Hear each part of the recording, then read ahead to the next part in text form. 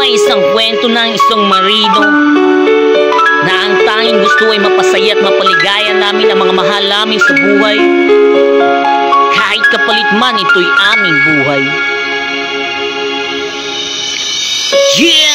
Nagsimula ang lahat ng pasukin ko ang buhay ng isang malalayag sa gitna ng dagat na kung tawagin na isang magiting na bayani. Simo na kayang tiisin at gawin kahit na manilimas na para sa mga mahal namin sa buhay ay gagawin namin ang lahat upang maging maayos lang at makaraos sa kahirapan ng pamumuhay na kahit ang aming paay nakahakbang sa kamatayan. Sa tuwing alis na matay na papaluwa, magkalong emosyon at pangambang aming nadaramo. Ang sabi ng aking anak, itay wag ka na po umalis, gusto po namin kayo makapiling ni inay. Anak, pasensya na kailangan magsipag-iitay upang mabiyak at maganda at maayos na pamumuhay at maabot mong yung mga ninanais na pangarap at balang araw maintindihan mo rin ang lahat at nang kami maglayag na patungo sa aming pupuntahan. O kay lakas ng hangin at tulad sa amin ay pumapatak mga hampas ng alon sa amin nagsisilakin. Halos tumagilid umaming barkong sinasakyan, halos di makatulog dahil kami gumugulo dahil sa hampas ng halong para kaming latang inaalok. Pero kahit ano pa man ito kami lumalaban dahil alam namin di kami hahayaan ng may kapal.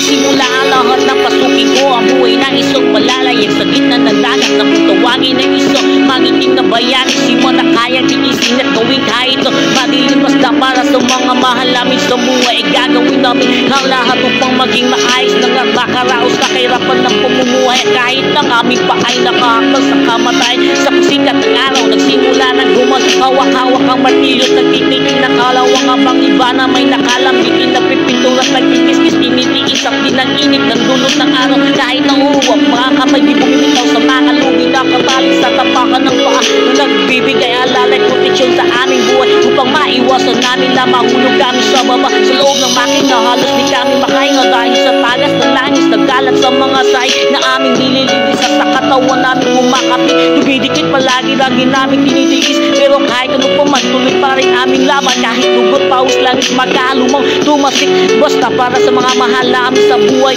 ay gagawin namin ang lahat kahit kapalit man itong aming buhay.